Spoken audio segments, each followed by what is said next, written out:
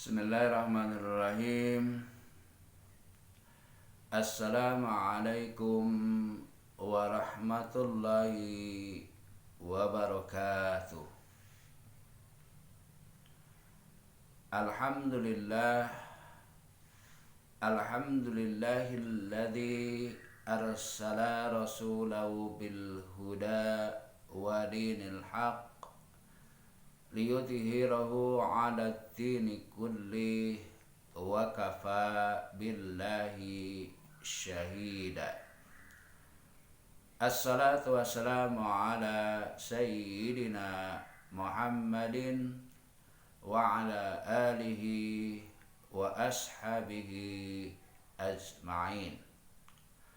Ashhadu an la ilaha illallah wahdahu la syarikalah wa ashhadu anna Muhammadan abduhu wa rasuluh.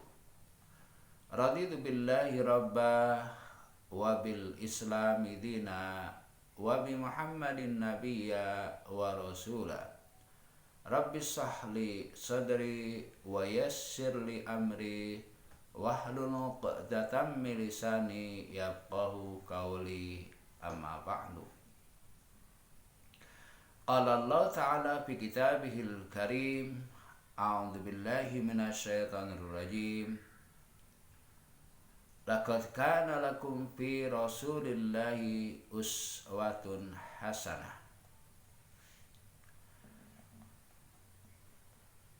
Bersyukur kepada Allah dengan senantiasa mengucapkan kalimat alhamdulillah, karena itulah kalimat yang Allah ajarkan untuk mensyukuri segala nikmat dan karunia-Nya yang telah diberikan kepada kita. Berselawat kepada Rasulullah, para sahabat, keluarga dan umatnya, sebagaimana diperintahkan oleh Allah, ya ayyuhalladzina amanu sallu alaihi wasallimu taslima. Allahumma salli wa sallim wa barik ala sayyidina Muhammad wa ala alihi wa sahbihi ajma'in.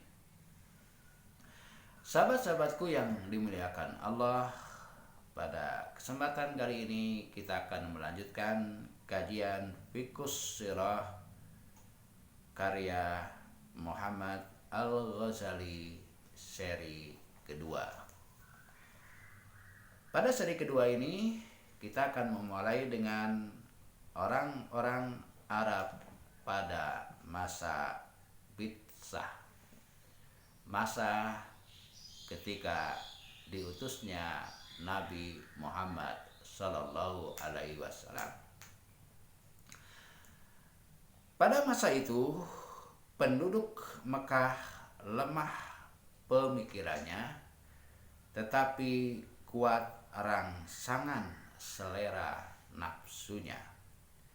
Jadi ketika itu tidak ada hubungan sama sekali antara kematangan berpikir dan kematangan naluri, dan tidak ada pula hubungan antara keterbelakangan kelompok-kelompok masyarakat di bidang pemikiran dengan keterbelakangannya di bidang keinginan dan ambisi.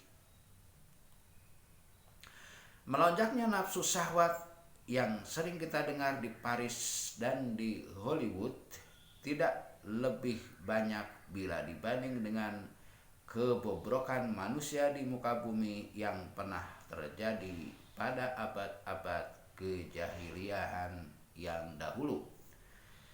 Dilihat dari segi itu, kemajuan peradaban tidak ada pengaruhnya sama sekali, kecuali hanya menambah sarana rangsangan nafsu belaka.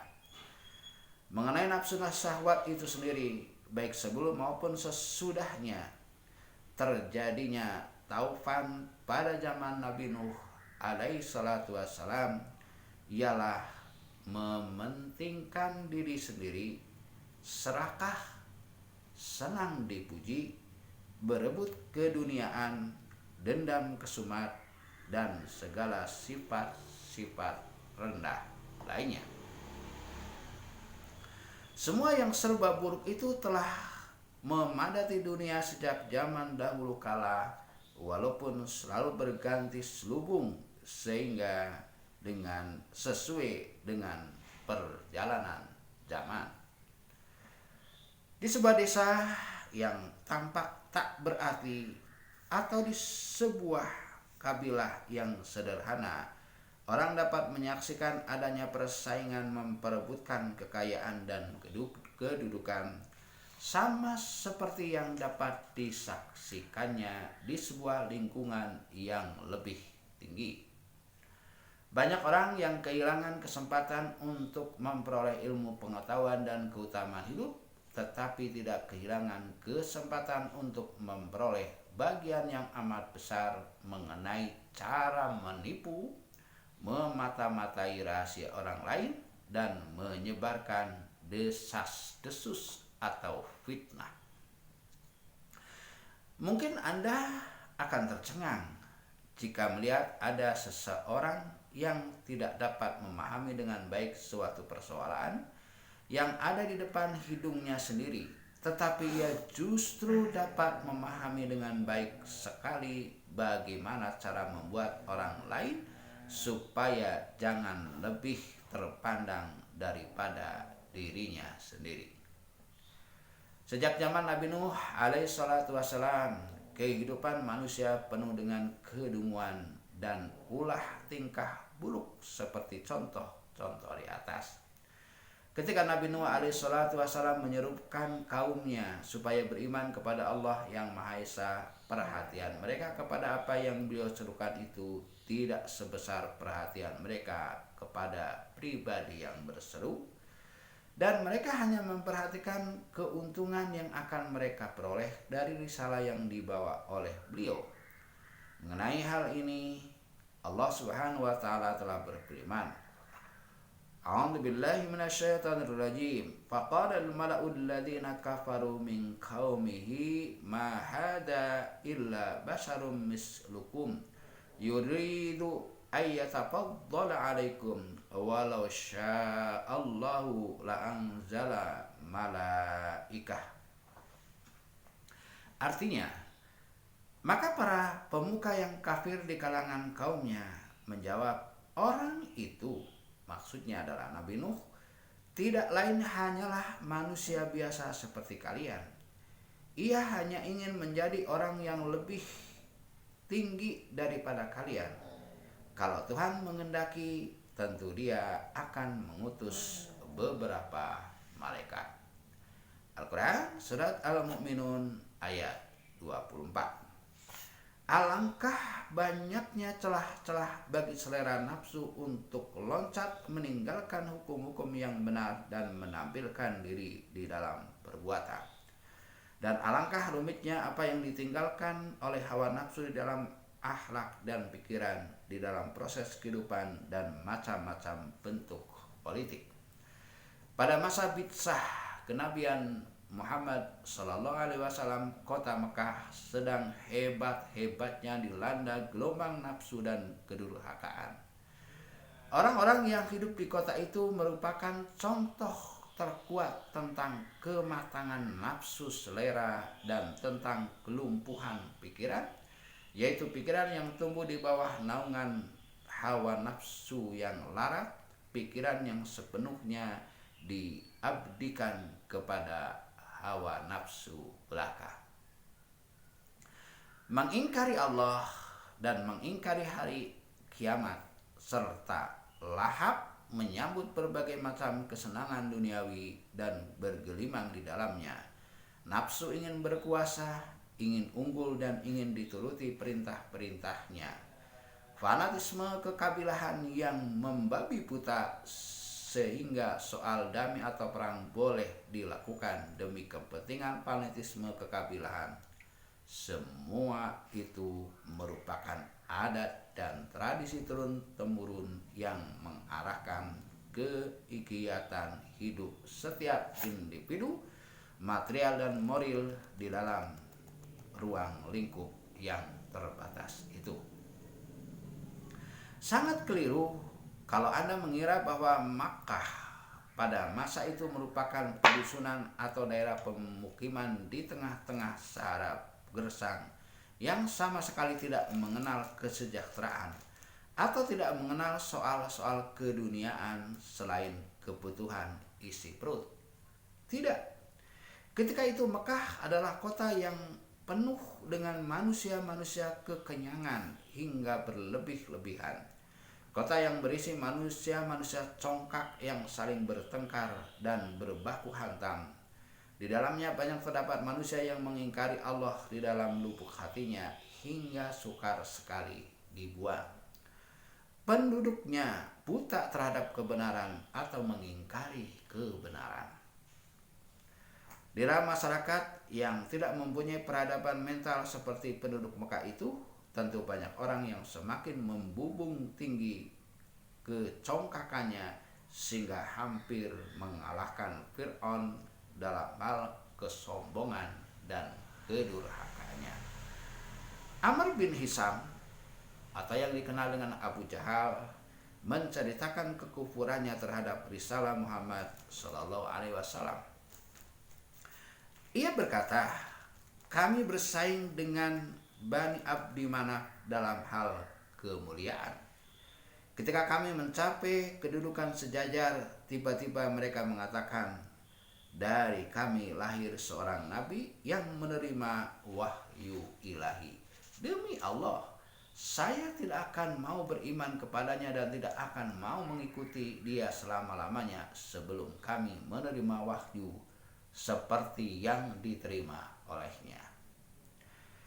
Diceritakan orang bahwa Al-Walid bin Mughirah pernah berkata kepada Rasulullah Shallallahu Alaihi Wasallam, kalau kenabian itu benar, tentu aku lebih berhak menjadi nabi daripada engkau, sebab umurku lebih tua dan hartaku pun lebih banyak daripada hartamu. Kedunguan yang sangat menyolok seperti itu tidak hanya terdapat di Mekah saja. Dengan alasan semacam itu pula Abdullah bin Ubay di Madinah menyatakan keingkarannya terhadap risalah Muhammad Sallallahu Alaihi Wasallam. Beberapa waktu setelah hijrah, Rasulullah Sallallahu Alaihi Wasallam pergi menjenguk Sa'ad bin Ubadah yang saat itu sedang menderita sakit sebelum terjadinya perang Badar. Beliau berangkat menunggang keledai dan di belakang beliau turut membonceng Usamah bin Zaid. Dalam perjalanan itu, beliau melewati sekelompok orang yang sedang berkumpul. Di antaranya terdapat Abdullah bin Ubay dan beberapa orang dari para penganut agama. Ada orang-orang muslimin, orang-orang musyrikin, para penyembah berhala, dan ada pula beberapa orang Yahudi. Abdullah bin Rawahah termasuk salah seorang di antara para pemeluk Islam yang ada di dalam kelompok itu. Ketika mereka melihat debu berterbangan karena kaki keledai, Abdullah bin Ubay menutupi hidungnya dengan baju sambil berkata, "Hai, jangan menyebarkan debu di tempat kami ini." Rasulullah Shallallahu Alaihi Wasallam mengucapkan salam, kemudian berhenti dan turun dari atas keledai. Beliau mengajak mereka supaya beriman kepada Allah dan kepada mereka dibacakan beberapa ayat Al-Quran.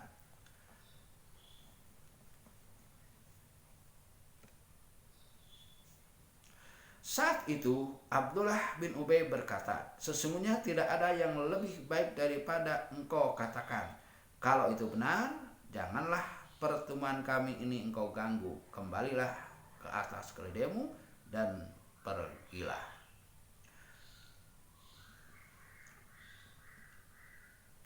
Ceritakan semuanya itu kepada orang-orang yang datang kepadamu. Kepada Rasulullah Shallallahu Alaihi Wasallam, Ibnu Rawahah berkata, "Ya Rasulullah, datangilah tempat-tempat kami berkumpul. Kami senang mendengarkan hal itu." Akhirnya terjadilah saling memaki antara orang-orang yang beragama Islam, orang-orang musyrikin, dan orang-orang Yahudi sehingga hampir berbaku hantam. Melihat keadaan seperti itu, Rasulullah Shallallahu Alaihi Wasallam berusaha melelehkan sehingga mereka tenang kembali. Beliau kemudian pergi menemui Sa'ad bin Ubadah di rumahnya. Beliau bertanya, "Hai Sa'ad, dengarkah engkau apa yang telah dikatakan Abu Habban, yakni Abdullah bin Ubay?" Sa'ad balik bertanya, "Apakah yang dikatakan olehnya ya Rasulullah?" Setelah Rasulullah Shallallahu Alaihi Wasallam menerangkan, Sa'ad kemudian berkata lagi, "Maafkanlah dia ya Rasulullah, demi Allah yang telah menurunkan Al-Quran kepada Anda. Sesungguhnya Allah telah mengutus Anda membawa kebenaran. Pada mulanya penduduk Madinah ini telah bermufakat hendak mengangkatnya sebagai pemimpin gerombolan mereka. Namun setelah Allah tidak mengendaki hal itu dengan menurunkan kebenaran kepada Anda, Allah memuliakan Anda. Itulah sebabnya Abdullah bin Ubay berbuat sebagaimana yang Anda saksikan." Abdullah bin Ubay merasa pengap terhadap Islam karena ia melihat Islam membahayakan kepemimpinannya. Demikian juga yang dilakukan oleh Abu Jahal sebelumnya. Mereka itu memang orang-orang yang telah berpaling dari kebenaran setelah mengetahui jelas duduk persoalannya. Akan tetapi, selain mereka, terdapat pula beribu-ribu orang yang tidak mau mengerti apa yang didengar dan tidak mau mengikuti petunjuk yang benar. Mereka membenci Islam dan bergerak memeranginya. Di tengah-tengah kebodohan, baik dalam bentuknya yang sederhana maupun yang keterlaluan dan macam-macam permusuhan dan penyesatan, di tengah-tengah berbagai macam kesalahan dan kelengahan yang tidak terhitung banyaknya, sedikit demi sedikit Islam memancarkan sinar cahayanya dan akhirnya berhasil mengeluarkan umat manusia dari kegelapan ke cahaya terang benderang. Bahkan umat pemeluknya itu sendiri akhirnya berubah menjadi pelita raksasa yang sanggup mengarungi dan memberikan tuntunan kepada dunia. Ajaran-ajaran yang menciptakan terjadinya perubahan besar dan penting itu, dan yang telah mengangkat bangsa-bangsa dan suku-suku dari kedudukan semula yang rendah hingga menjulang ke puncak kejayaan, sama sekali bukan obat sementara atau obat yang hanya mempunyai kemujaraban khusus. Bukan. Ajaran-ajaran itu adalah satu terapi yang hakiki bagi tabiat manusia manakala telah menjadi bangkrut, dan ia akan tetap dapat membuat manusia menjadi terhormat dan memperbaharui hidupnya. Berikutnya, Rasul adalah guru. Di kalangan orang-orang ahli kitab zaman dahulu tersebar desas-desus secara luas mengenai akan datangnya seorang nabi tidak lama lagi.